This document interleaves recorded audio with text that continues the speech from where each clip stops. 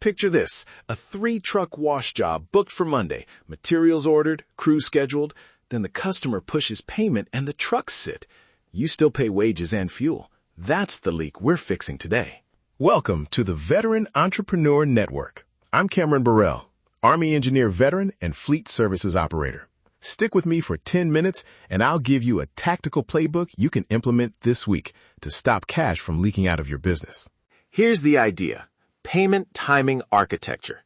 It's how you redesign deposits, invoices, and terms so customer behavior matches your cash needs. Quick win targets, fewer unpaid days of work, faster DSO, a simple deposit and milestone playbook, low-friction invoices that get paid, and safe short-term financing when you need it. Let's diagnose the usual leaks. Most operators quote net 30, deliver, send one invoice, and hope. Accounts payable batches payments, and you're last in line. That's where the cash hole forms. Do the math with me for a second.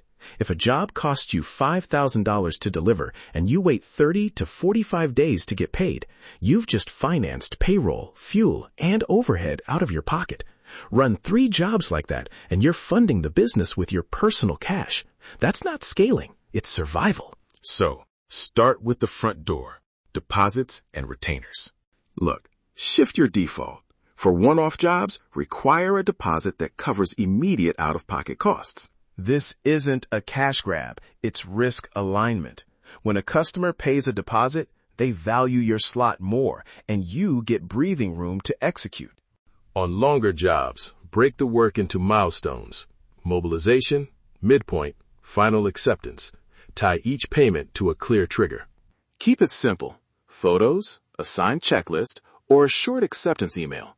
No more than 3 or 4 milestones. Too many creates admin drag. Quick anecdote.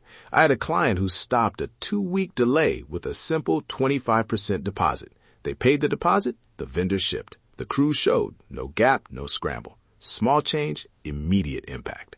Next, invoice cadence. Bill early and often in small, enforceable chunks. Smaller, frequent invoices are easier for clients to approve than one big number. Use weekly or bi-weekly progress billing and issue the invoice immediately after a milestone. Automate delivery through email and your accounting platform so there's no lag between completion and invoicing. Electronic payments are non-negotiable. Give customers ACH, card on file, PayPal, or Zelle, and include a one-click pay link on every invoice. The friction of printing checks costs you days. Move critical clients to ACH or card on file. Offer a quick demo if they're unsure. Most resistance is unfamiliarity, not unwillingness. About net terms. Make them a negotiated privilege and price them. Publish a rate card. Net 0 or net 7 at standard pricing. Net 30 with a small premium.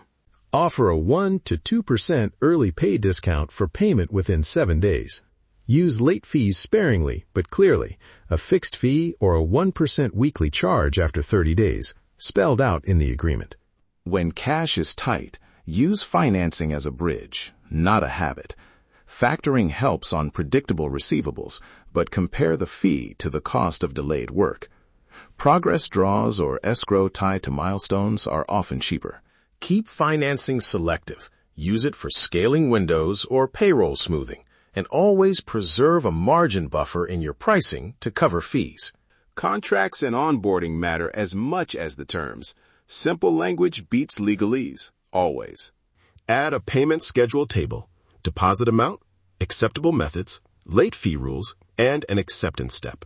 Want a quick clause? Say it in your proposal.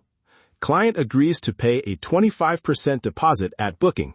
Remaining amounts are invoiced at listed milestones and due within 7 days of invoice. Make signing part of booking.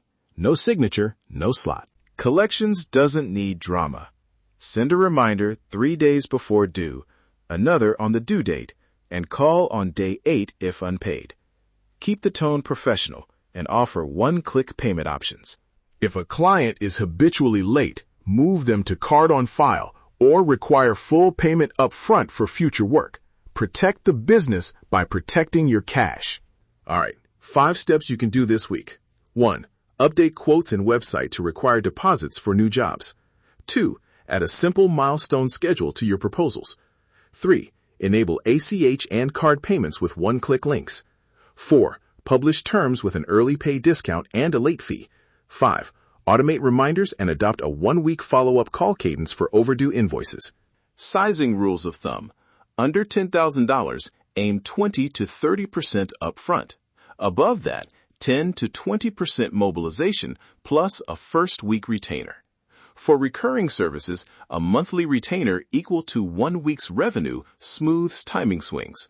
Use these as starting points and adjust for client risk. Mitigate client pushback by leading with value. Explain that deposits secure their slot and ensure timely delivery.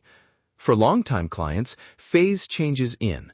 Apply new terms to new work or grandfather existing agreements with a transition plan. Measure the change. Track days sales outstanding, count jobs needing collection calls, and track the percent of work funded by deposits. Small metrics give you the feedback to iterate. If you want a fast start, grab the payment terms checklist and the sample contract language I mentioned. Visit vetbizmedia.com/fleetwash to download the Fleetwash Business Blueprint and the payment templates. Use them as is or after a quick legal review. To wrap up, redesigning payment timing is one of the highest ROI operational moves you can make. Require deposits, bill on milestones, enable ePay, use small incentives and enforceable penalties, and treat financing as a bridge, not a habit. Do these things and you'll shorten DSO, reduce headaches, and free up the cash to grow.